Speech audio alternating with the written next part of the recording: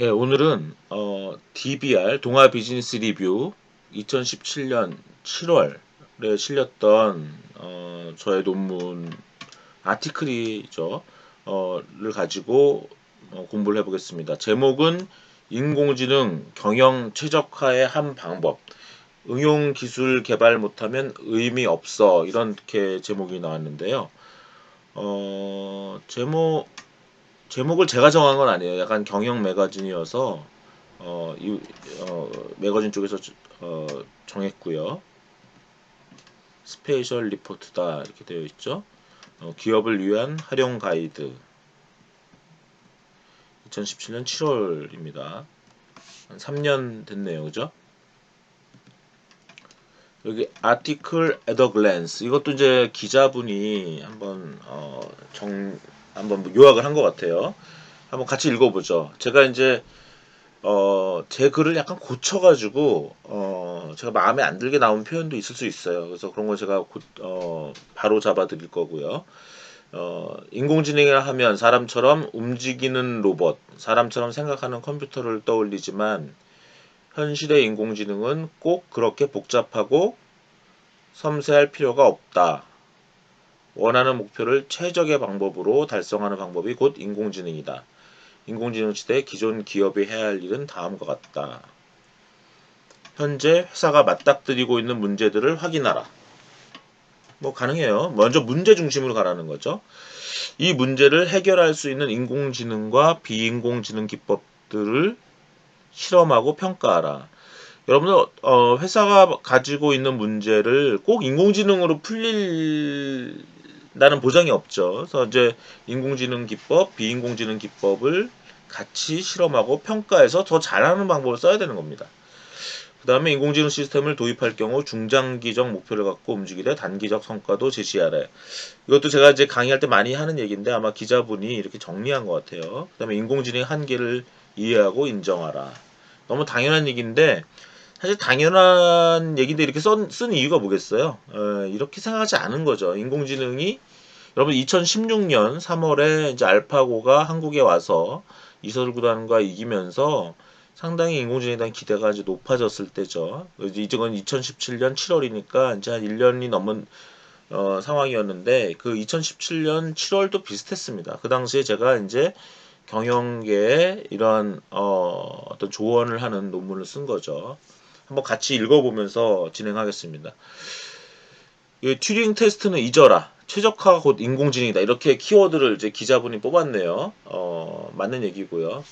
보죠. 인공지능처럼 오해와 가장, 하입을 끊임없이 낳고 있는 말도 드물다. 동시에 그런 오해와 과장이 인재들을 끌어들이고 사회의 관심을 주기적으로 끌어주면서 성장하고 있는 독특한 분야다. 인공지능이 그렇다는 거예요.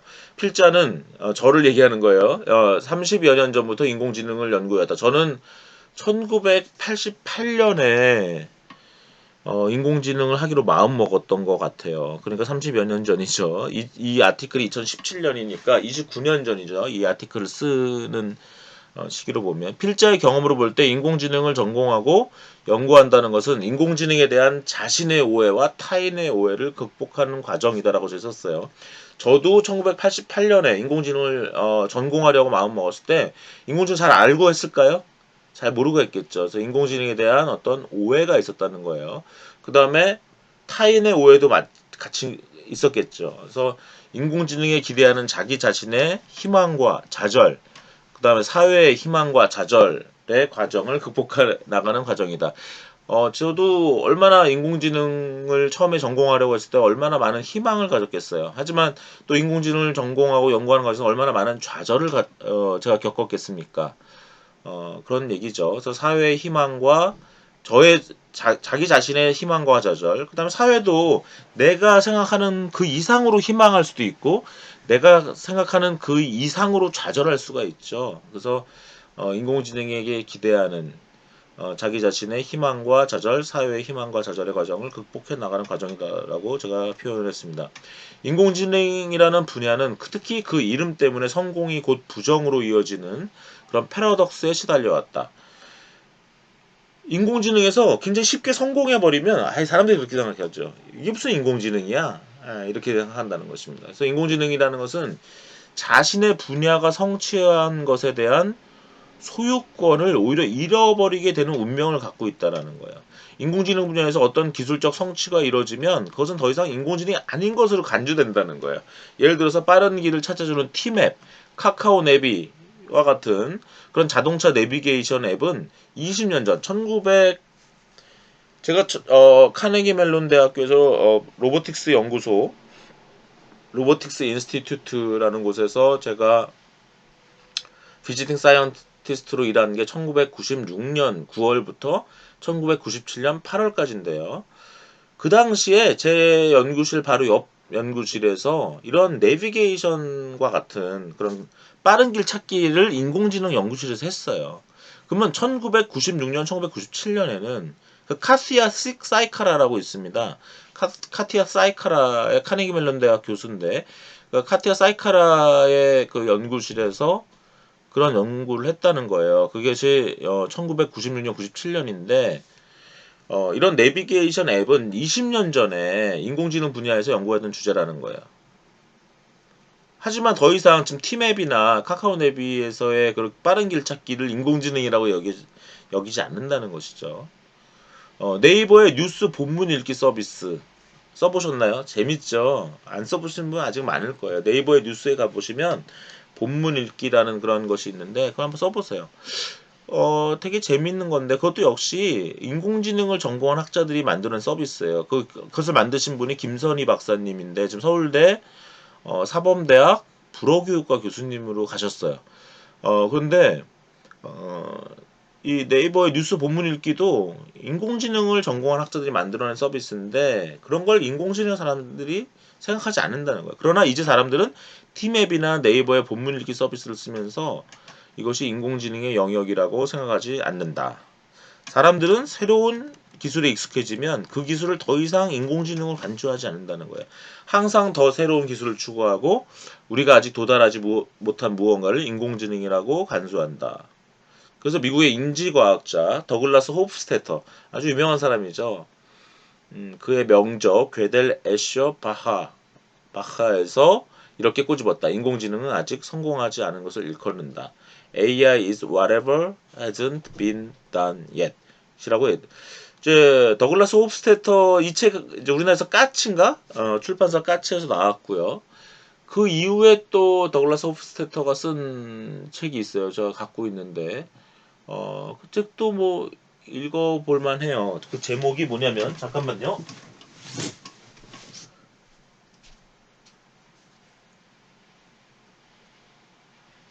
Surfaces and Sentences, Surfaces, Sentences라는 그런 책인데, 그 책도 비슷한데 어쨌든 좀 유쾌한 분이고요. 약간 케이스 베이스 리즈닝이라든가 어널로지컬 리즈닝 이런 분야를 좀 개척한 분이다 이렇게 이해하시면 되겠습니다. 어쨌든 인공지능에 대한 이런 오해들은 역사가 깊지만 1995년을 기점으로 분위기가 바뀌기 시작했다.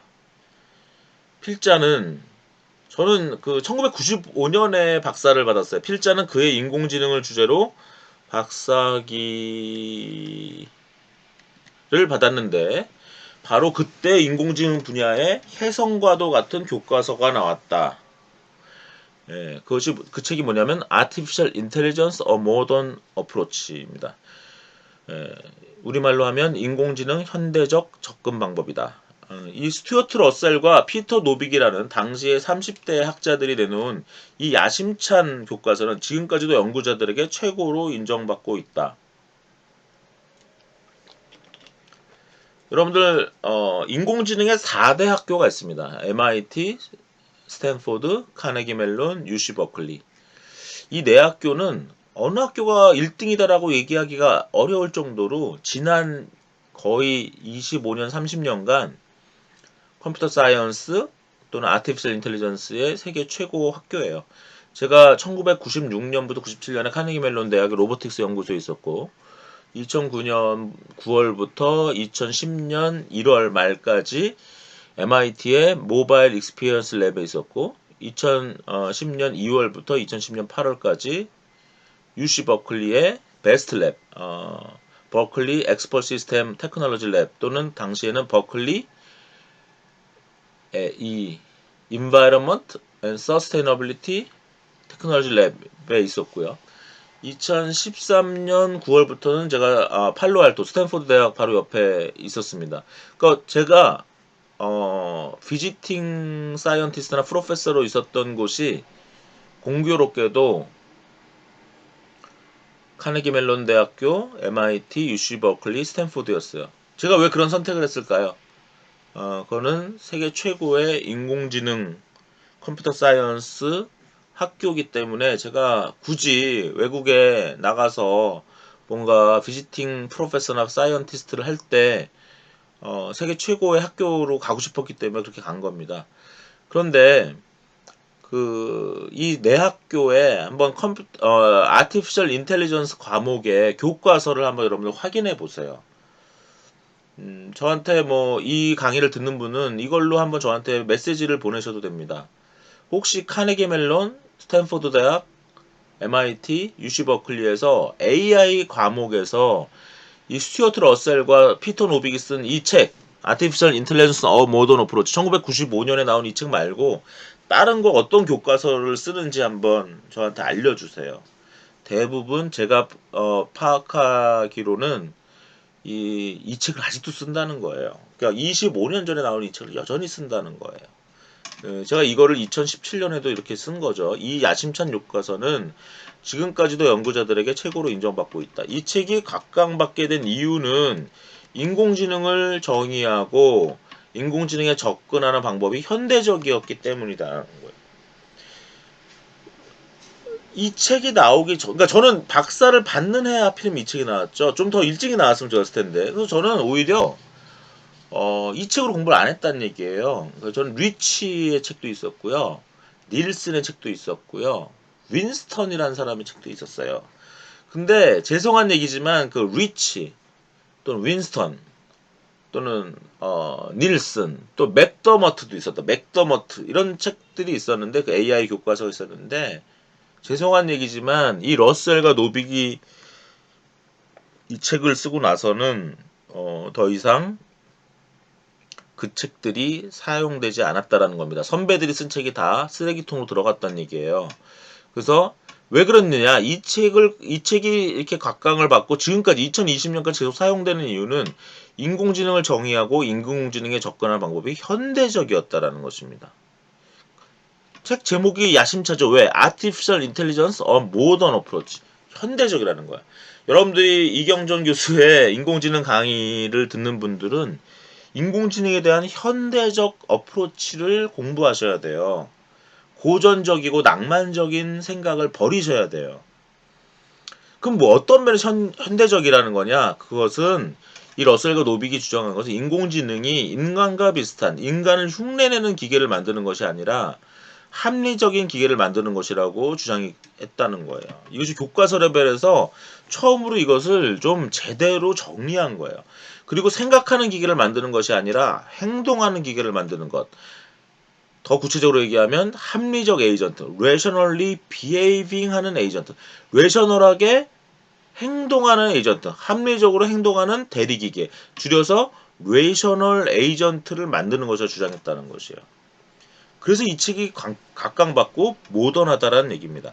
합리적인 에이전트란 최상의 결과를 얻기 위해서 행동하고 불확실성이 있을 때는 최상의 예상 결과를 도출하는 즉 시간이 지남에 따라 목적 함수를 최대화하는 주체다. 제가 지금 영어 표현을 사실 번역해서 여기에 실은 거예요. 뭐 그래도 제가 번역을 잘했죠. 결국 결국 인공지능은 뭐다?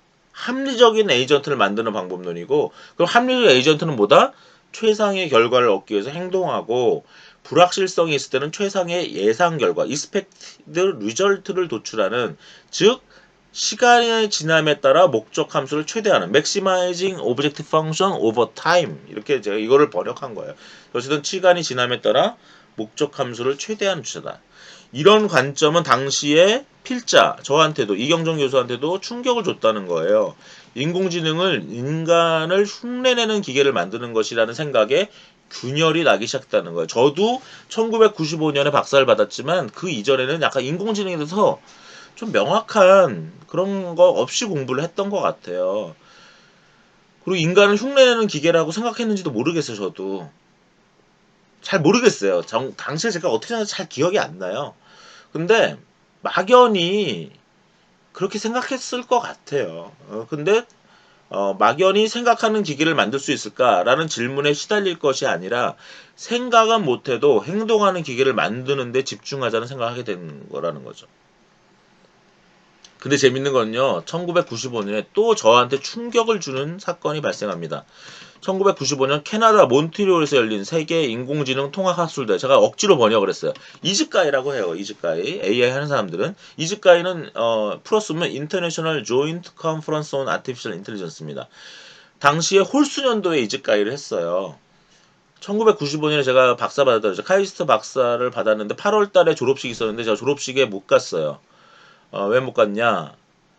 이 컨퍼런스에서 제가 발표를 이 컨퍼런스에 참석하기 위해서 몬트리올에 갔어요. 몬트리올 처음 가봤죠. 몬트리올은 지금 인공지능의 성지죠. 몬트리올 대학의 누구죠? 조슈아 벤지온가? 예, 몬트리올 대학이 지금 인공지능의 성지. 지금 캐나다가 얼마나 대단합니까? 토론토 대학 누구예요?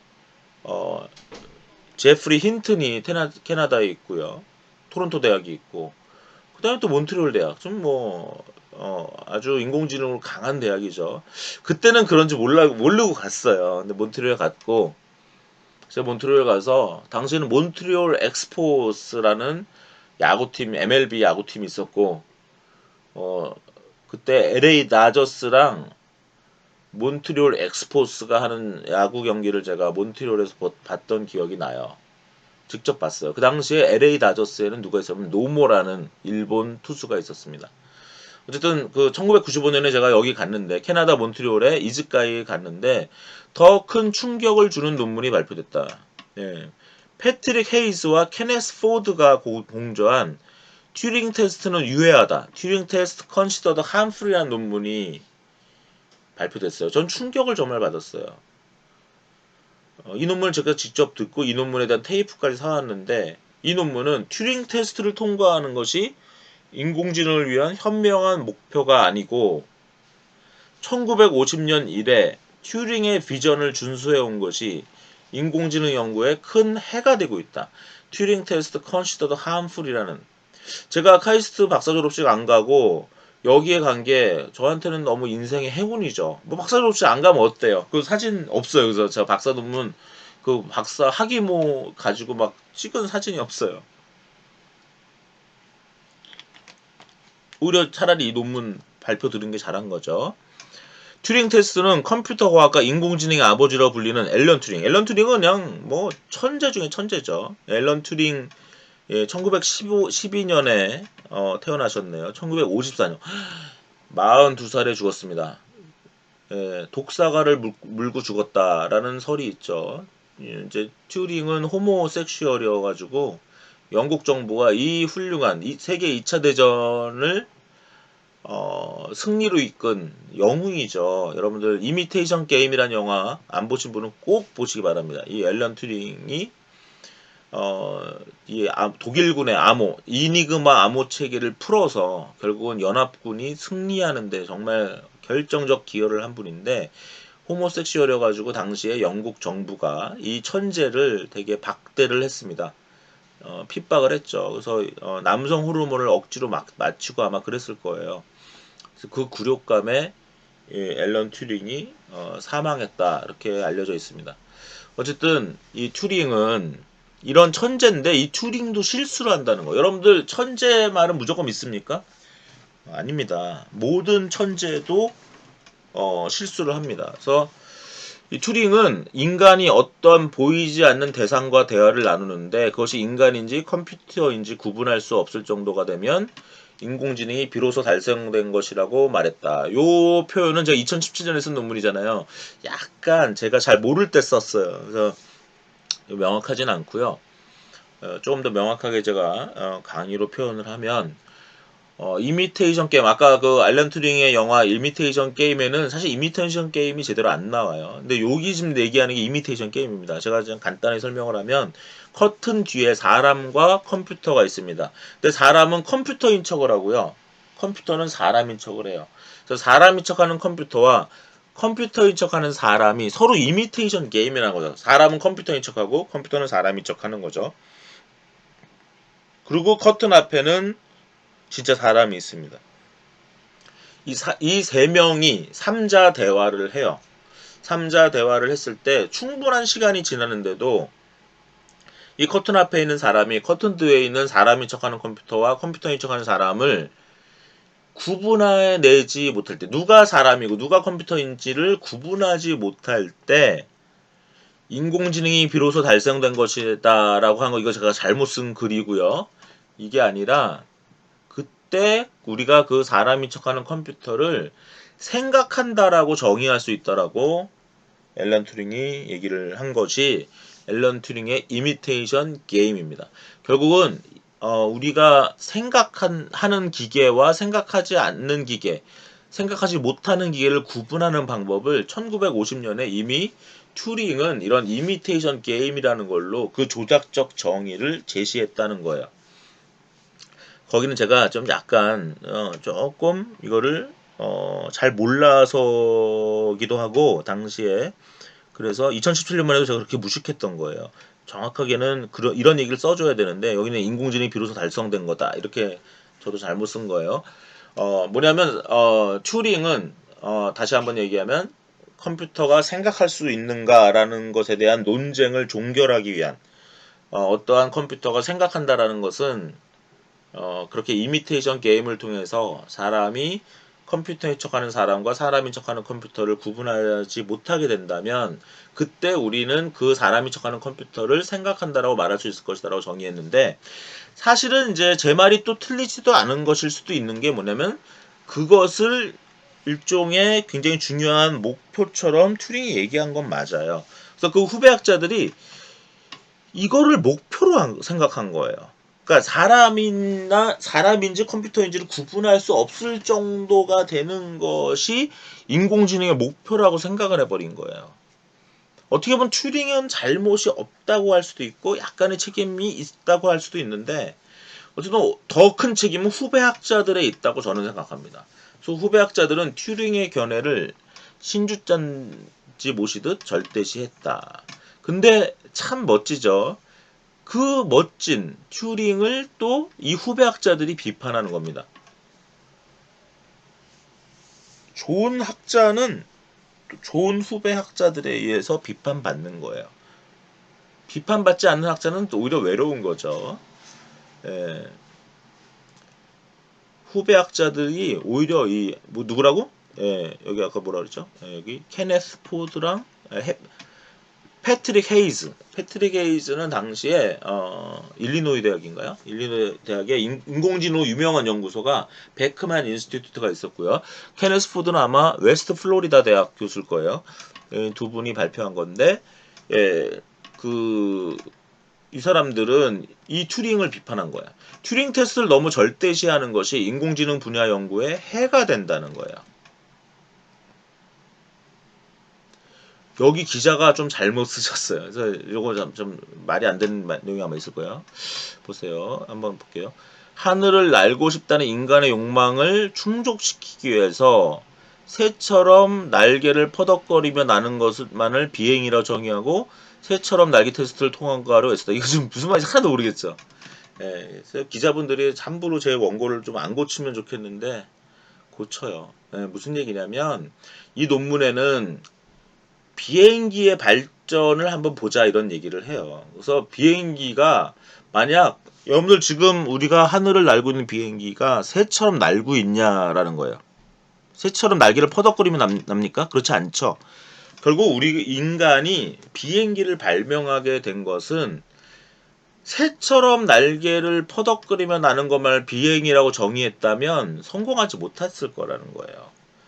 그래서 여기서 만약 제가 고치면 이렇게 해야 돼요. 하늘을 날고 싶다는 인간의 욕망을 충족시키기 위해서 새처럼 날개를 퍼덕거리며 나는 것을 비행이라고 정의하고 새처럼 날개 테스트를 통과하려고 애썼다면 인간은 아직 하늘을 날지 못할 것이다. 이렇게 써야 되는데 기자분들이 이렇게 하다가 이제 고친 거예요. 편집자가 잘못 고친 거죠. 이 말이 좀 말도 안 되는 게 나왔어요.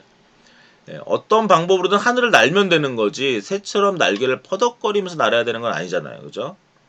그래서 하늘을 날고 싶다는 인간의 욕망은 새처럼 날고 싶다는 인공비행, 영어로 이 artificial flight. 그래서 우리 지금 artificial intelligence라고 얘기하는 그 용어도 어쩌면 잘못됐을지 모른다는 거예요. 무슨 얘기예요? 하늘을 날고 싶다는 욕망이 새처럼 날아서 나는 것을 만듦으로써 해결되지 않았다는 거죠. 오히려 뭘로 해결됐어요? 베르누이 방정식이라는 이런 유체역학에 근거한 항공공학으로 해결됐다는 것입니다. 무슨 말인지 아시겠죠? 예, 우리가 사람 같은 컴퓨터를 만들 필요가 없다는 얘기예요. 우리가 새 같은 비행기를 만들 필요가 없는 거와 마찬가지라는 거예요. 그런 부분을 한번 여러분들 1995년은 대단한 해였다. 인공지능에 대한 합리적, 과학적 접근이 활발히 모색되기 시작한 원년이었다. 그러나 새로운 지식이 세계 곳곳의 인간들에게 전파되는 속도는 매우 느리다. 그죠? 1995년에 이 논문이 이미 나왔지만 많은 사람들이 여전히 인공지능은 사람 같은 무엇을 만드는 걸 생각한다는 거예요. 여러분들 지식의 전파가 굉장히 빠를 것 같죠? 그렇지 않습니다. 그죠? 여러분들 주변의 사람들이랑 여러분들과의 지식을 비교해 보세요. 여러분들이 진리라고 믿는 것, 사실이라고 믿는 것을 딴 사람들은 그렇지 않게 믿는 경우가 매우 매우 많죠. 지식의 전파 속도가 매우 빠른 것 같지만 느립니다. 22년이 지난 지금도 2017년 당시도 많은 전문가와 일반인들은 인공지능에 대한 비합리적인, 비과학적인 생각에 사로잡혀 있습니다. 여전히 인간을 닮은 기계, 생각하는 기계를 만드는 것이 인공지능 연구라고 또 튜링 테스트를 통과하는 것이 인공지능의 궁극적 목표라고 생각한다는 거예요. 그러나 앨런 튜링조차도 튜링 테스트를 인공지능의 궁극의 목표로 제안한 것이 제가 요 위에 제가 틀린 거가 아니네요. 그죠? 예. 저기 제가 여기 이미 썼네. 아까 말씀드린 것처럼. 그러니까 튜링이 그 이미테이션 게임이라고 얘기한 것은 앨런 튜링조차도 튜링 테스트를 인공지능의 궁극적 목표로 제안한 것이 아니라 기계가 생각할 수 있는가라는 질문에 답변하기 위한 하나의 테스트를 고안한 것일 뿐이었는데 후배 학자들이 잘못했다는 거예요. 2017년 현재 인공지능에 대한 합리적, 과학적 분석을 하기 위해서는 먼저 인공지능에 대한 합리적, 과학적 이해가 있어야 된다. 이해되시면 이게 굉장히 이게 여러분들 그러니까 결국 인공지능에서 제대로 하려면 이거에서 무너지면 끝이라는 거예요. 그래서 제가 늘 인공지능 강의할 때 이걸 너무너무 강조를 하죠. 지겹게 저한테 들으신 분도 있긴 할 거예요. 하지만 혹시라도 여전히 왜? 이 지식이 전파되는 속도가 느리기 때문에 만약 어느 날 2030년 어느 날 더 이상 인공지능에 대해서 인간 닮은 기계를 만드는 것이라고 생각하는 사람이 없다면 저는 좋겠어요. 근데 아마 2030년이 돼도 똑같을 거예요. 예, 그렇기 때문에 배운 사람과 배우지 않은 사람의 차이가 발생하는 겁니다. 1995년부터 제기 시작한 이런 합리적 에이전트로서의 인공지능을 이해해야 된다. 물론 이 개념 역시 새로운 주장과 새로운 패러다임에 의해 변화가 필요할 수 있다. 그렇죠? 이 합리적 에이전트라는 개념은 누군가 또 깨트릴 수도 있어요. 깨지면 좋죠. 러셀과 노빅의 주장, 지금 케네스 포드와 패트릭 헤이즈의 주장 다 깨지면 좋아요. 하지만 아직은 안 깨졌다는 얘기예요. 그러나 1950년에 튜링 테스트라는 이런 패러다임을 1995년에 합리적 에이전트라는 패러다임으로 극복하는 게 우선. 이 45년의 이 갭부터 빨리 극복하자는 거예요. 언제까지 1950년 수준에 남아 있으면 아무런 발전이 없는 거죠. 일단 그것부터 극복하고 나서 그리고 나서 다시 극복 위에 또다시 새로운 패러다임의 도래를 논의할 수 있는 거다라는 것입니다. 2016년 9월에 스탠포드 대학을 중심으로 한 인공지능 학자와 실무가들이 100 Year Study on Artificial Intelligence란 보고서를 발표했습니다. 이 보고서가 나오자마자 제가 이 보고서에서 어떻게 인공지능을 정의하는지 한번 봤어요. 그랬더니 앞서 소개한 러셀과 노빅의 주장과 크게 다르지 않더라고요. 인공지능을 어떻게 정의했느냐? 인공지능은 기계를 지능화하는 데 주력하는 활동이며 여기서 지능이란 어떤 개체가 주변 환경과 상황에 따라 적절히 기능하도록 하는 특성이다라고 정의를 했다는 거예요. 뭐예요? 여기 인간이라는 개념이 없죠. 인공지능이라는 정의에 흔히 들어가는 단어인 인간이 없다. 이렇듯 현대 인공지능 전문가들은 인공지능이 인간을 닮은 기계, 생각하는 기계를 만드는 것이라고 생각하지 않는다라는 거예요. 인간 같은 기계, 생각하는 기계를 만드는 것이 인공지능 생각하는 것은 낭만적이긴 하고 멋지긴 하지만 비과학적이다라는 겁니다. 그렇다면 합리적으로 행동한다는 것은 무엇이냐? 간단히 말하면 그건 최적화인 거예요. 이제 좀 더 구체적으로 들어갑니다. 제가 지금까지는 합리적 에이전트라는 표현을 썼는데 이제는 최적화로 들어가는 거예요. 최적화라는 건 뭐예요? 주어진 제약 조건 내에서 어떤 목표를 최대한 달성하는 겁니다. 예를 들어 내비게이션 맵의 최적화 목표는 시간상으로 가장 빠른 길을 찾는 것이고 연료를 최소한 사용하는 길을 찾는 것이고 운전하기 제일 쉬운 길을 찾는 것. 이런 목표들이 여러 개 있는 거죠. 주어진 조건은 뭐예요? 현재의 교통 상황이죠. 뉴스를 읽어주는 인공지능의 목표는 뭐예요? 사람이 제일 잘 알아들을 수 있도록 듣는 사람의 만족도가 가장 높도록 음색과 읽는 속도 등을 최적화하는 모든 것이 최적화라는 거예요. 인공지능은 최적화하는 거라는 거예요. 이때 반드시 더 복잡한 기술, 최신 알고리즘에 의존할 필요는 없다. 어떤 인공지능 기술 하나가 마법처럼 모든 걸 해결하는 것이 아니라는 거죠. 문제마다 특성이 있고 그 문제를 해결할 수 있는 인공지능 기법, 비인공지능 기법 이것을 어떻게 하라고요? 종합적으로 적용할 수 있어야 된다. 딥러닝이 유행이라고 딥러닝만 사용하려고 하면 안 된다. 회귀 분석이 낡은 것이라고 해서 무조건 배제해서는 안 된다라는 것입니다. 무슨 말인지 아시겠죠? 예. 결국 최적화만 하면 된다는 거예요. 그죠?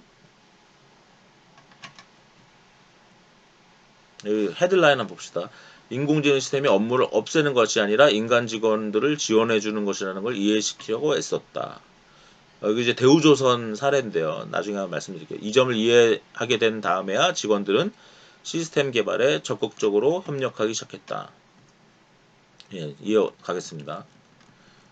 헤드라인이 최적화의 만능 솔루션은 없다. 저의 사례를 필자가 경험했던 몇 번의 사례들을 보자. 지난 2016년에 제가 S&P 스탠다드 앤 푸어스 지수죠. 다우존스, 코스피 등 17개 주식시장의 주요 지표가 다음날 오를지 내릴지 등락 여부를 그 전날 예측하는 연구를 합시다라고 의뢰를 받았어요. 그래서 진행을 했습니다. 그 연구를 저한테 의뢰한 분들은 최신의 인공지능 기술과 딥러닝 기술에 관심이 많았어요. 그래서 그 의뢰자분들이 저한테 딥러닝을 써달라고 그랬어요. 그래서 저희가 장단기 기억 신경망, 롱 앤 숄텀 메모리라는 딥러닝 방법론이죠. 그 다음에 다층 퍼셉트론, 서포트 벡터 머신 등 최근에 발전하고 있는 인공지능 기계 학습 기법을 정해서 분석했어요. 근데 제일 좋은 거는요, 라쏘였어요, 라쏘. 예, 여기 좀 제가 라쏘 리치를 같이 썼는데 사실 라쏘였어요. 그런데 예측 성과가 제일 좋았던 것은 1970년대에 개발된, 정확하게 하면 이게 또 틀렸네. 1970년대는 리그레션이 됐고 아마 라쏘는 1990년에 개발됐을 거예요. 여러분들 뭐 이게 뭔지 한번 확인해 보실 분 해보세요. 어쨌든 그래서 이 기법을 가지고 최근 1년 데이터를 매일 학습시키는 방식으로 적용했더니 최근에 발표된 인공지능 기술들을 썼을 때보다 더 좋은 결과를 냈다라는 겁니다. 그러니까 1970년대나 1990년대 나온 기법이라도 최신 컴퓨팅 인프라 활용해서 새로운 방법으로 적용하니 최적의 성과를 냈다는. 그러니까 뭐예요? 의뢰인들은 저한테 딥러닝을 써달라 뭐 했지만 제일 잘한 건 라쏘였다라는 거예요. 왜? 이거 숫자거든요. 숫자 같은 걸 할 때 무조건 딥러닝을 잘할 리가 없어요. 딥러닝은 약간의 구조, 실세계의 구조가 있는 패턴이 있는 데다 하는 거지 특정한 패턴이 없는 거에는 더 불리할 수 있다는 것입니다. 아니면 더 구조적 패턴이 있으면 더 불리하고 어쨌든 아이고 죄송합니다. 이 연구를 할 때 딥러닝보다 라쏘가 더 낫다라는 얘가 지금 죄송합니다.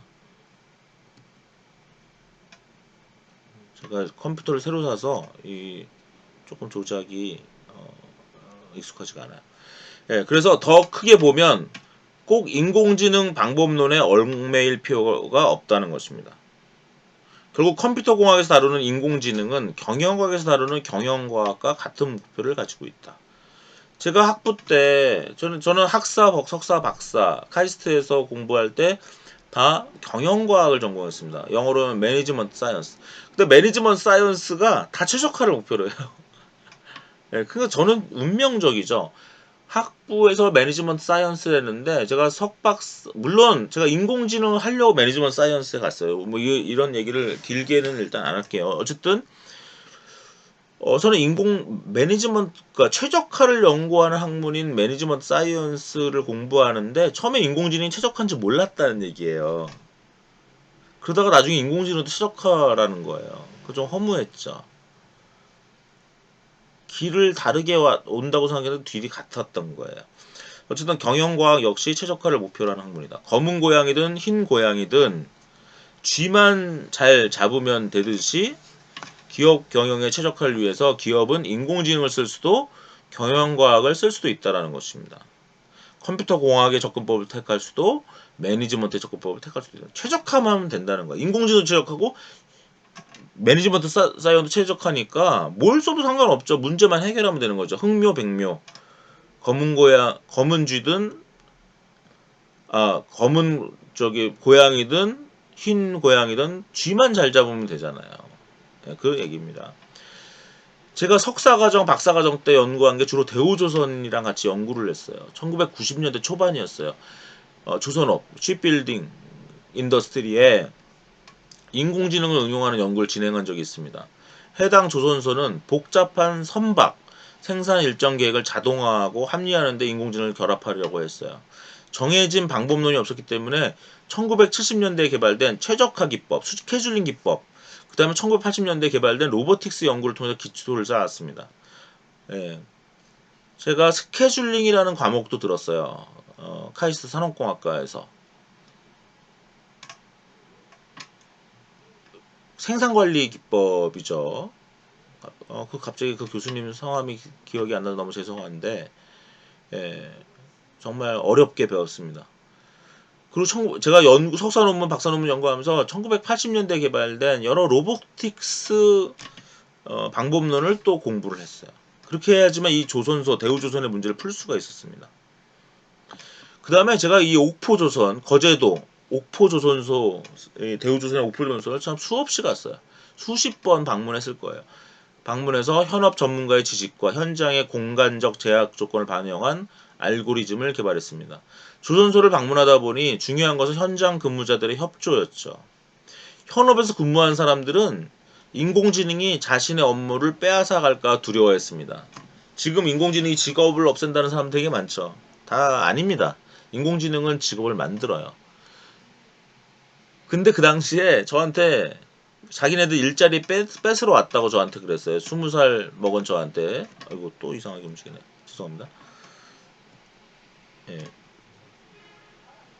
그래서 제가 그분들한테 뭐라고 했냐면 필자는 이들에게 인공지능 시스템이 업무를 없애는 것이 아니라 인간 직원들을 지원해주는 것이라는 걸 이해시키려고 애썼어요. 그 당시 그렇게 배웠어요. 저희는 학교에서는. 그 학문적으로는 이미 학자들이 되게 지혜로워서 인공지능은 사람을 도와주는 거지 사람의 업무를 빼앗는 게 아니다라고 이미 얘기하는데 현실에서 사람들이 그걸 모르는 거죠.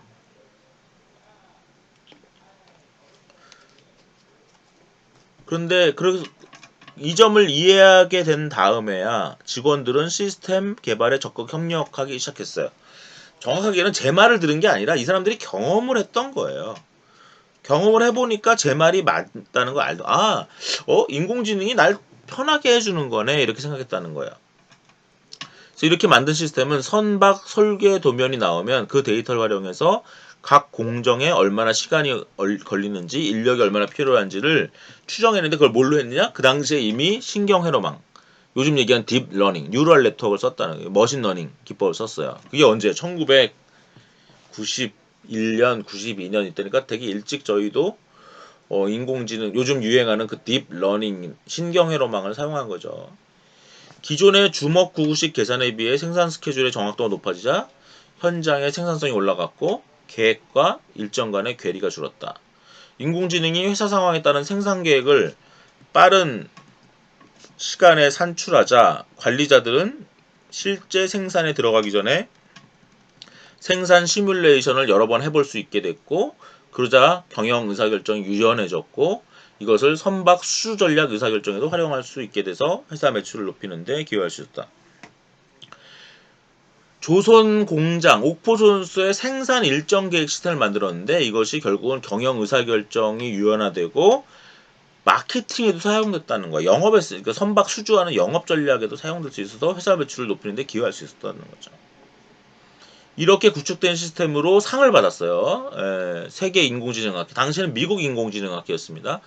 American Association for Artificial Intelligence의 혁신적 인공지능 응용상, Innovative Applications of Artificial Intelligence 어워드를 수행했고, 당시 AI 매거진에 기재된. AI 매거진은 이 모든 미국 인공지능학회 회원들이 보는 탑 저널이자 탑 매거진이죠. 제가 여기에 3번이나 실게 됐어요. 2번 실었고 2021년에 또 나옵니다. 저로서는 되게 영광스러운 일이고, 한국에는 이렇게 저처럼 3번 실은 사람이 없어요. 2번 실은 사람도 없어요. 예, 저만 3번 실었고 1번 실은 사람이 거의 없습니다. 그러니까 어떻게 보면 세계 그 가장 큰 인공지능학회의 그 회원들이 보는 매거진에 한국 교수나 뭐 연구자들이 별로 실은 게 없다는 게 안타까운데, 저는 운 좋게 3번 실었어요. 1995년, 1998년에 실었고, 3번 다시 못 실을 줄 알았는데 또 실게 됐네요. 2021년에 실게 됐습니다. 그 다음에 1995년부터 제가 박사를 받고 바로 또 시작한 게 현대건설과의 프로젝트였어요. 그래서 인공지능을 건설 산업에서 응용하는 프로젝트 연구도 진행했습니다. 그때까지는 건설 현장이 공사 계획표를 만들려면 5년에서 10년 된 현업 전문가가 일주일 정도 걸리는 것이 보통이었어요. 그리고 당시에 사람들이 어떻게 이 공사 계획표를 만들었냐면, 과거에 비슷한 현장 사례를 찾아서 상황에 맞게 고쳐나가는 식으로 공사 계획표를 만들었습니다. 이것을 1시간 안에 생성하는 시스템을 개발하는 것이 그 당시의 프로젝트의 목적이었어요. 그래서 현대건설 그 개동사옥인가? 그 어디죠? 비원이라고 하죠. 비원. 비원에 참 많이 갔죠. 지금은 거의 무슨 비원이라고 안 부르는데, 거의 많이 갔습니다. 안국역이죠. 안국역에 있는 현대건설 사옥에 참 많이 갔고요. 현장에도 많이 가죠. 건설 현장에. 그래서 먼저 회사는 연구팀과 함께 기존 건설 공정표 사례를 디지털화했어요. 기존에 이런 공정표를 그려놓은 거를 다 디지털화했어요. 거기다가 사내 전문가들의 지식을 결합했어요. 그렇게 해서 새로운 공정표를 자동 생성할 수 있는 시스템을 만들었습니다. 이 시스템에서 만들어지는 공정표에 이상이 있으면 이는 과거 사례 데이터나 전문가의 지식 중에 하나의 결합이 있는 거예요. 되게 재밌었어요. 뭐예요? 과거에 공정표 만든 사례를 구축했고요. 그 다음에 전문가들의 사례, 그 공정표를 만드는 지식을 구축했어요. 그 두 가지를 자동화 시스템에 넣어가지고 공정표를 만들었더니 엉뚱한 공정표가 나오면 둘 중에 하나 잘못된 거죠. 그 얘기예요. 그래서 시스템 자체의 효율성도 좋았지만 시스템을 개선하는 과정을 통해서 과거 데이터를 더 좋은 데이터로 만들고 전문가들의 지식 역시 더 좋은 지식으로 향상시킬 수 있었다. 그래서 회사는 양질의 공정표 데이터를 축적하게 됐고, 직원들의 머릿속에 들어가 있던 지식을 컴퓨터가 실행할 수 있는 지식으로 바꿔 이른바 지식 경영을 할 수 있게 됐다. 그동안 직원들 머릿속에 있던 것만을 컴퓨터에다가 실행할 수 있는 지식으로 바꿔서 지식경이 됐다는 거예요. 그 다음에 기존의 양질의 공정표 데이터가 있었는데 그것이 디지털화되고 있지 않았어요. 이게 1995, 96, 97년이니까 참 옛날이죠. 현대건설, 지금 대우조선. 그러니까 저는 운이 좋았던 게 우리나라의 거의 최고 수준의 기업과 일을 한 거예요. 대우조선도 우리나라의 인공지능, MIS 분야를 가장 먼저 개척한 회사입니다. 그러니까 쉽게 얘기하면 회사의 컴퓨터실, 전산실 같은 거를 만들고 그걸 MIS, 그걸 그냥 전산실이라고 안 부르고 매니지먼트 인포메이션 시스템이라고 부른 정말 초기 기업이라고 보시면 돼요. 쟁쟁한 인재들이 거기서 배출됐습니다. 예를 들면 서울대 행정대학원에 이미 은퇴하셨지만 방석현 교수님도 대우조선 MIS실 실장 출신이세요. 미국에서 유학하고 와서 대우조선에서 컴퓨터 시스템, 그 MIS를 한 거고요. 또 이름이 기억이 안 나는데, 상명대학교의 박 교수님인데, 그분도 기억이 안 나네, 이름이. 되게 뵌지 오래된 것 같아요. 근데 그분도 마찬가지고. 그래서 한국의 굉장히 중요한 MIS, 매니지먼트 인포메이션 시스템의 엘리트들이 대우조선의 MISC를 거쳐서 나왔죠. 그러니까 운이 좋게 저는 그 대우조선과 일을 해서 당시에 정말 세계적인 프로젝트를 했고 그래서 상도 받았던 거예요. 이 1995년에. 근데 그 다음에 한 프로젝트는 또 운 좋게 저는 또 하필이면 현대건설이랑 일을 한 거예요. 현대건설도 뭐 엄청난 회사죠. 그죠? 어떻게 보면 뭐 대통령도 배출됐죠. 현대건설의 사장, 아마 이명박 대통령이 현대건설 사장 했었을 거예요. 그죠? 예. 뭐 사우디 이거 중동 건설붐이라든가 우리나라에 많은 뭐 토목, 건축, 현대건설이 앞선 회사니까 당시에 이런 인공지능을 이용해서 이런 건설 공정표를 자동으로 만드는 그래서 그 아파트, 교량, 다리, 열병합 발전소, 송전탑 이런 걸 생성하는데 사용했다라는 거예요. 운 좋게 이거를 또 논문으로 보냈는데 이게 상을 또 받았어요. 그래서 1997년에 또 American Association for Artificial Intelligence의 Innovative Applications of Artificial Intelligence Award를 또 받게 된 거야. 그리고 또 운 좋게 이 논문 이거 가지고 또 AM 매거진에 또 게재가 된 거예요. 그래서 저는 참 운이 좋았어요. 어, 어쨌든 이렇게 기업 현장에 인공지능, 최적화 알고리즘 적용하는 데서 최선의 방법을 결정하는 데 인간의 판단력이 필요하다.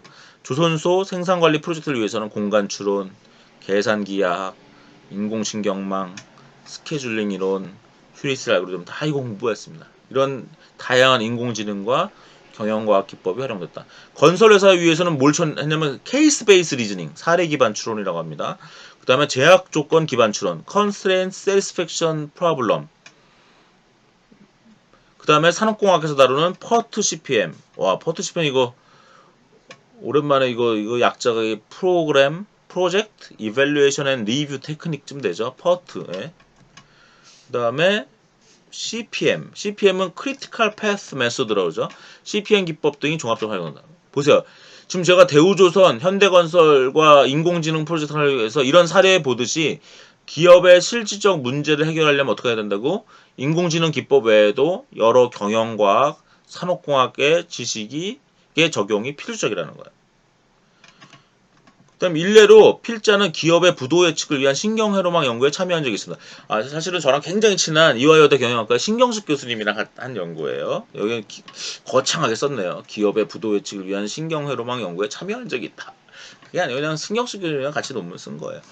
어떤 기업이 부도를 낼 것인지 아닌지를 예측하기 위해서 재무제표 정보로 판단하는 신경망, CEO 개인의 특징 정보로 판단하는 신경망, 기업이 속한 산업의 특성으로 판단하는 신경망 이런 거 만들 수 있겠죠. 이렇게 여러분들 부도 예측이 뭐예요? 어떤 회사가 부도가 날 거냐? 은행이 돈을 빌려주려면 이 회사한테 부도 날 회사한테 돈을 빌려주면 안 되죠. 그러니까 부도가 안 날 회사를 우리가 판단을 해야 된다라는 것입니다. 그래서 이런 신경망을 여러 개 만든 거예요. 그래서 그거를 결과를 종합하는 앙상블 모델을 만든 거예요. 그래서 이 앙상블은 뭐냐? 여러 예측 모델의 조합을 만들어가면서 그중 신뢰도가 가장 높은 조합을 택하는 방법입니다. 이런 시스템을 개발할 때는 여러 기법을 적용하고 비교하고 앙상블하는 과정을 통해서 경험적으로 좋은 방법을 발견하게 된다는 것입니다. 결국 어떤 방법이 적합한지는 프로젝트마다 상황마다 다르다라는 거예요.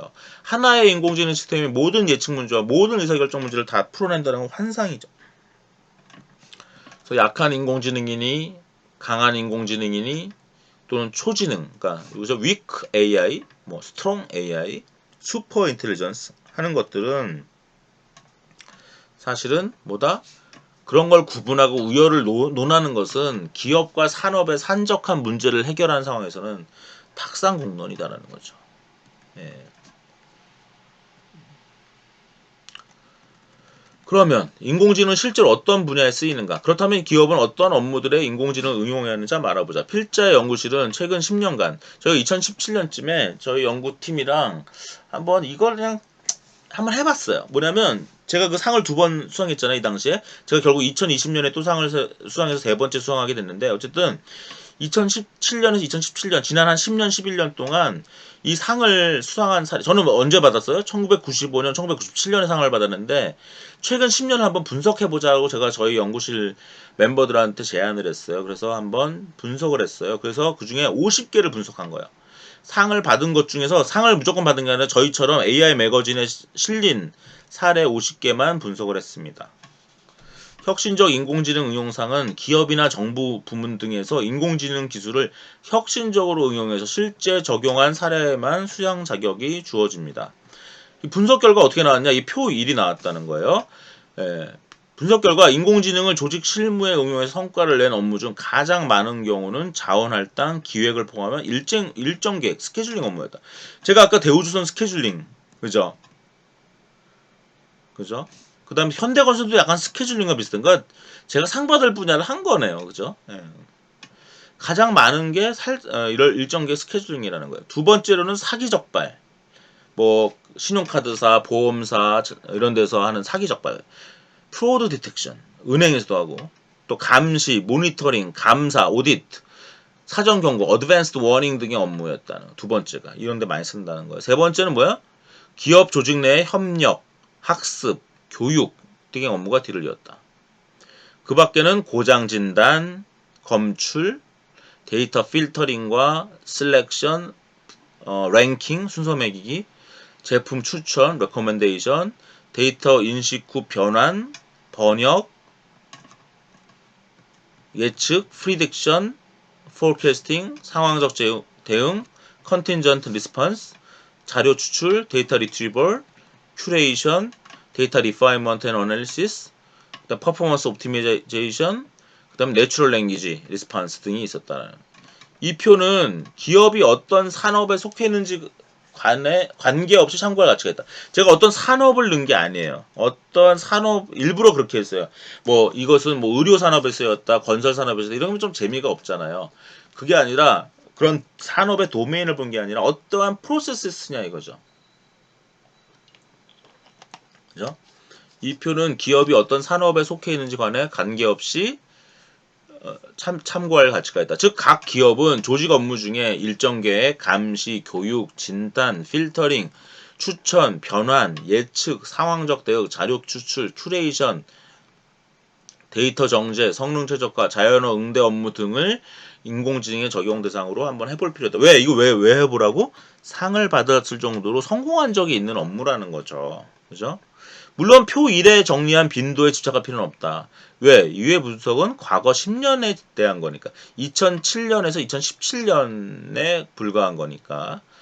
현재 비약적으로 발전하고 있는 인공지능 기술, 특히 딥러닝이나 영상인식, 음성인식 기술은 향후 인공지능의 응용에 판도를 바꿀 수도 있다. 이렇게 적었습니다. 재밌어요? 예. 또 여기 헤드라인 아까 우리 헤드라인 다 읽었나요? 위에서도 읽은 것 같아요. 한번 확인하고 아까 이게 벌써 페이지가 지금 팍팍 넘어갔군요. 몇 페이지 남았나 봅시다. 두 개밖에 안 남았어요. 다 끝났네요 거의. 헤드라인 한번 읽어볼게요. 인공지능 기술을 기업 업무에 도입할 때는 실수가 치명적이지 않은 분야, 실수가 있어도 통계적으로 성과가 좋으면 되는 분야를 선택해야 된다. 예를 들어 음성 인식 기술은 자연어 응대 업무의 혁신에 크게 기여할 것이다.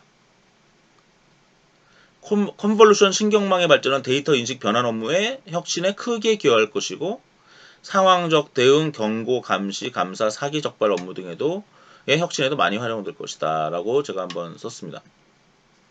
그럼 인공지능을 통해 무엇을 이룰 것인가? 기업이 인공지능을 도입할 때는 그것을 통해 무엇을 이루고자 하는지 아는 것도 중요하다. 인공지능을 가장 잘 활용하는 방법은 뭐냐? 현재 갖고 있는 여러 문제 중에서 해결해야 할 가장 중요한 문제를 선택하는 것입니다. 우리나라, 한국, 중국 또는 뭐 우즈베키스탄, 터키 어떤 나라든지 간에 그 나라 또는 그 기업, 어떤 사회에서 가장 해결해야 될 중요한 문제를 선택하는 게 중요해요. 그죠? 또는 돈을 벌려면 새로운 시장을 창출하는 과정에서 꼭 해결해야 될 문제, 또 경쟁에서 이기려면 경쟁 기업을 이기기 위해서 가져야 할 중요한 역량을 가지게 하는 문제, 고객과 직원의 큰 불편과 애로사항을 해결하는 문제, 이런 문제들을 선택하라는 거예요. 그래서 저희가 그 연구 논문에 이 표 1에 아까 그 50개 사례가 해당 기업의 어떤 목표에 기여했는가 분석해서 한번 분석을 좀 억지로 했어요, 이거는. 했더니 뭐 가장 많은 게 생산성, 효율성 향상이었고, 두 번째는 새로운 제품 서비스 개발이었고, 그 다음에 세 번째는 고객 및 공급자와의 관계 협업 강화, 뭐 의사결정 능력 향상, 경쟁 우위 달성, 이런 사업 목표에 기여한 경우도 있었지만 앞에 두 경우에 많지는 않았다. 그러니까 제일 많은 건 생산성, 효율성 향상이고, 두 번째는 새로운 제품 서비스 개발. 그러니까 이걸 우리가 기계적으로 제가 한번 말씀드리면, 인공지능 어디다 하는 거냐? 생산성과 효율성 향상 또는 새로운 제품과 서비스 개발에 한다라는 거죠. 그 외에도 있다라는 거예요. 있기는. 예. 과거의 통계가 그렇다면 향후 10년 어떻게 될 거냐? 저는 2017년에 이렇게 썼네요. 우선 새로운 제품과 서비스를 위해서 인공지능이 사용되는 경우가 매우 많아질 것이다. 새로운 제품을 위해서, 새로운 서비스를 위해서, 새로운 비즈니스 모델을 위해서 사용하라는 거죠. 또 인공지능을 생산성, 효율성 향상에 많이 사용하는 것도 중요하고 경쟁 우위 확보에 사용하는 것도 중요하지만, 저는 가장 주안점을 둬야 할 것은 새로운 시장의 창출, 즉 블루오션 창출을 위해서 인공지능을 활용하는 것이다. 지금 많은 사람들이 4차 산업혁명을 논의하고 특히 인공지능 혁명을 논의하는 부분이 바로 이 지점이다.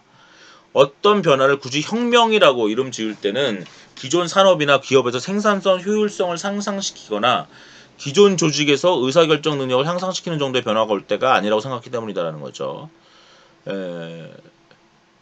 단순히 생산성, 효율성의 문제가 아니라 어떠한 새로운 시장, 제품, 비즈니스 모델, 서비스가 나온다. 이런 것이 어떤 혁명의 기운이 느껴지는 거죠.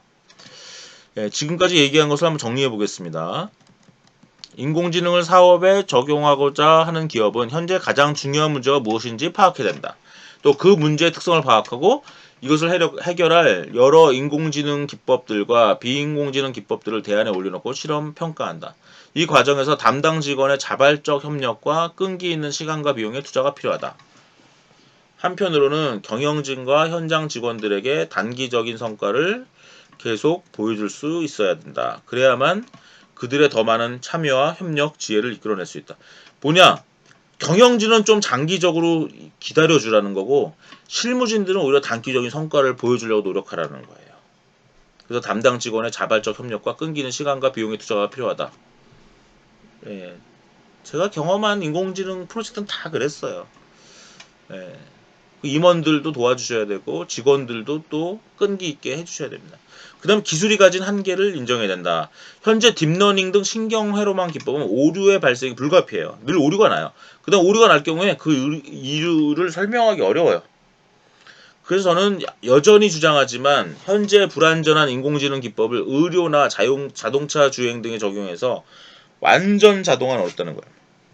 의료나 자동차 주행에서 완전 자동화를 인공지능으로 할 수 없다라는 거야. 페이스북에서 사진을 읽고 얼굴을 인식하는 것처럼 오류가 나도 큰 문제가 아닌 분야에는 사용될 수 있지만 말이다. 이렇게 썼습니다. 설명이 가능한 인공지능, XAI라고 그러죠. Explain of AI라는 분야의 연구가 많이 진행되고 있지만 아직은 미흡해요. 아직은 성공 많이 못해요. 어불성설일 수도 있어요. 따라서 인공지능 기술을 기업 업무에 도입할 때는 실수가 치명적이지 않은 분야, 실수가 있어도 통계적으로 성과가 좋으면 되는 분야를 선택해야 된다. 늘 제가 하는 얘기입니다. 여러분들 이 DBR 이거 제가 지금 읽어주죠. 이거 여러분들이 진짜 읽고 또 읽고 외워야 됩니다. 예. 제가 쓴 글이 늘 좋지는 않아요. 가끔 좋은 글이 나오거든요. 제가 읽어봐도. 저 이거 좀 3년 만에 읽어본 건데 아직도 버릴 내용이 없어요. 또 인공지능 기술이 시사하는 조직적 의미, 사업적 의미도 잘 파악해야 된다. 인공지능 기술이 조직의 인센티브 체계나 산업 전체의 인센티브 체계가 충돌할 경우 곧 그 조직이나 산업에는 정착하기 어렵다. 이것도 제가 사례를 좀 알려주면 재밌긴 하겠는데 얘기를 할까요? 할까 말까 고민이네. 얘기할게요.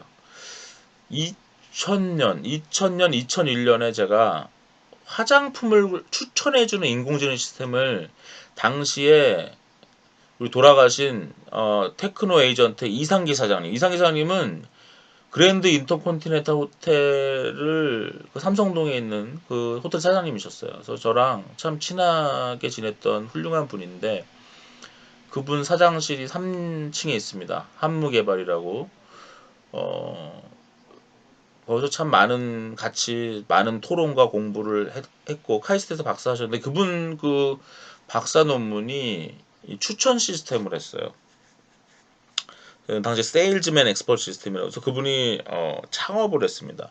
테크노 에이전트라는 회사를 창업을 해서 저랑 같이 일했는데 당시 이 화장품을 추천하는 시스템을 개발을 해서 어디에 갔냐면 태평양 화학 지금의 아모레 퍼시픽이죠. 용산에 있는 태평양 화학에 가서 저랑 그 이상기 사장님이랑 같이 프리젠테이션을 했어요.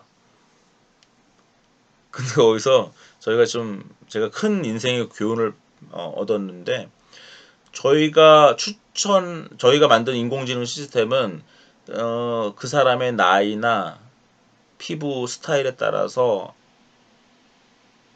화장품을 추천하는 거였는데요.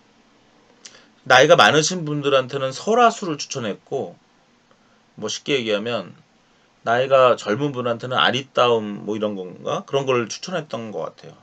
그랬더니 당시 태평양 화학의 직원들이 별로 좋아하지 않는 거예요. 그 벌써 2000년에 있었던 일이니까 2001년쯤 20년 전 얘기예요. 19년 전. 왜 안 좋았냐면요. 당시 태평양 화학은 설화수 팀과 아리따움 팀이 다른 팀인 거예요. 경쟁을 하는 거예요. 회사 내부에서. 근데 일개 인공지능 시스템이 그 경쟁한 조직들, 쉽게 얘기하면 설화수를 20대한테도 팔고 싶은 거예요. 설화수 팀은. 아리따움 팀은 아리따움을 60대에도 팔고 싶은 거예요. 근데 저희는 그런 회사 사정도 모르고 회사의 이 조직의 인센티브 체계나 그 산업 전체 인센티브 체계도 잘 모르고 그냥 인공지능을 마구 적용을 해가지고 태평양화학에다가 아모레 퍼시픽에다 그거를 하라고 얘기를 하니 되겠습니까? 안 되는 거죠. 그래서 인공지능 하는 사람들은 인공지능 기술이 시사하는 조직적 의미, 사업적 의미도 잘 파악해야 된다는 거예요. 그리고 제일 좋은 거는 기존의 비즈니스나 조직에 위협이 되지 않고 모두에게 윈윈이 되는 부분을 찾아야 돼요. 1번이라고 되죠. 여기 우리가 가져야 할 진짜 인공지능 기술 요거 말고도 여기 보면 요 진동수 박사의 박사 논문인데요. 예, 고려대학교의 서영무 교수님. 그 다음에 진동수 교수는 제 박사 제자라고 보시면 돼요. 어, 제가 고려대학교에 있을 때 제 박사 과정이었는데 제가 이제 나중에 경희대로 왔는데요. 2003년이면 제가 경희대로 왔을 때나 아니면 서울대 행정대학원 초빙 교수로 있을 때인데요. 진동수 교수의 박사 논문입니다. 진동수 교수는 지금 경인여대 교수님으로 계시는데 이 논문이 뭐냐면 윈윈이 돼야 된다는 거예요. 윈윈이 돼야. 예. 기존의 비즈니스나 조직에 위협이 되지 않고 윈윈이 돼야 인공지능 사업이 성공한다라는 것을 밝힌 논문입니다. 언제 논문? 2003년에 일렉트로닉 마켓이라는 데 발표된 논문이죠. Generation of Hypothesis on the Evolution of Agent-Based Business Using Inductive Learning. 인덕티브 러닝이라는 머신러닝 기법을 이용해서 에이전트 베이스드 비즈니스, 이게 이제 인공지능 비즈니스라고 보시면 돼요. 인공지능 비즈니스의 진화에 관련된 어떤 가설을 제너레이션하는 연구예요. 네. 이 논문도 한번 관심 있는 분 읽어보시기 바랍니다. 그래서 인공지능은 기술 개발도 중요하지만 이것을 응용하는 분야를 선정하고 적절한 기술과 시스템을 갖추는 것이 더 중요하다. 인공지능 기술을 개발하는 건 상대적으로 쉬워요. 어려운 것은 인공지능 응용하는 기술을 개발하는. 인공지능은 응용이 어려운 거라고 저는 늘 아니 응용 안 되는 인공지능 누구는 못하고 뭐 강인공지능, 약인공지능, 슈퍼인텔리전스 이런 떠드는 건 누구나 할 수 있어요. 중요한 건 성과를 내고 돈을 버는 사회의 문제를 해결하고 미세먼지를 없애고 지구 온난화를 해결하고 이런 거대한 인류의 문제를 해결하는 인공지능을 개발하는 거야. 응용하는 거예요. 인공지능은 원천 기술도 중요하지만 응용을 성공시키는 게 더 어려운 거예요. AI의 진수는 응용이 있다는 거예요. 응용에 성공하지 못하면 의미가 없다는 겁니다. 응용할 수 있는 문제를 선택하는 것, 그 문제를 해결할 수 있는 기술을 선택하고 구현하는 것, 그 기술 외에 또 다른 기술과 비기술적 요소를 고려하는 것 중요하다. 실세계의 문제를 잘 찾아내고 이것을 해결해서 성과를 내는 것, 그것이 진짜 인공지능 기술이라는 것입니다. 좀 아시겠죠? 레퍼런스가 있네요. 여러분들이 인공지능을 제일 잘 빨리 공부하는 방법은 특히 비즈니스 관점에서는 그냥 제 이름 들어간 최근 5년, 한 2015년부터 2020년까지의 제 이름 들어간 모든 한글 인공지능 문서를 읽어보세요. 그게 제일 빠릅니다.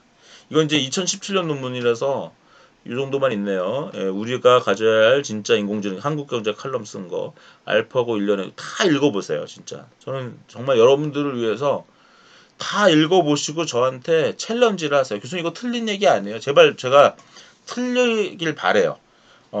틀린 거 있을 수 있어요. 그러니까 제 글 참 많이 읽어보시고 요즘 1, 2, 3, 4, 5, 6, 7 다 중요한 글입니다. 이 8번이 이제 아까 AI 매거진에 제가 1998년에 실었던 제가 제일 저자로 되어 있네요. 그죠? 현대건설 프로젝트 논문이고요.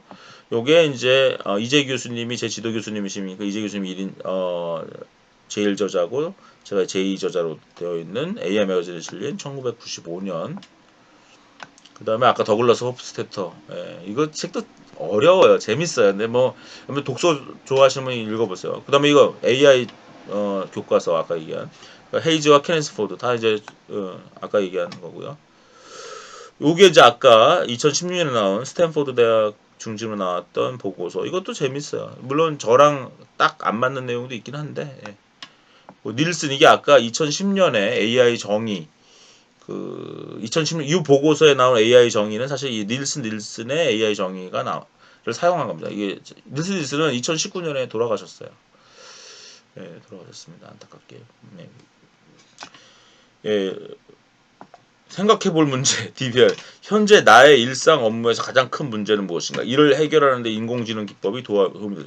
예, 뭐 맞습니다. 여러분들이 어디에 있든지 간에 인공지능이라는 건 문제, 어떤 문제를 해결할 것인가라는 관점에서 늘 고민하는 것입니다. 저도 오랜만에 제가 2017년에 쓴 논문을 읽었는데 저를 알고 있던 어떤 연세대학교 어떤 교수님이 이 DBR 보시고 연락이 왔어요. 너무 잘 읽었다고. 그래서 이 글은 제가 지금 3년 만에 읽었지만 여러분들한테 정말 피와 같은 그러한 내용입니다. 오늘 제가 오랜만에 읽어봤는데 버릴 게 없네요. 그래서 여러분들께서 이 글은 열심히 읽고 다 소화하고 그렇게 하시기 바랍니다. 이게 뭐 제 소개가 여기 왼쪽에 나왔는데 뭐 특별히 더 얘기할 건 없네요. 예, 마치겠습니다. 고맙습니다.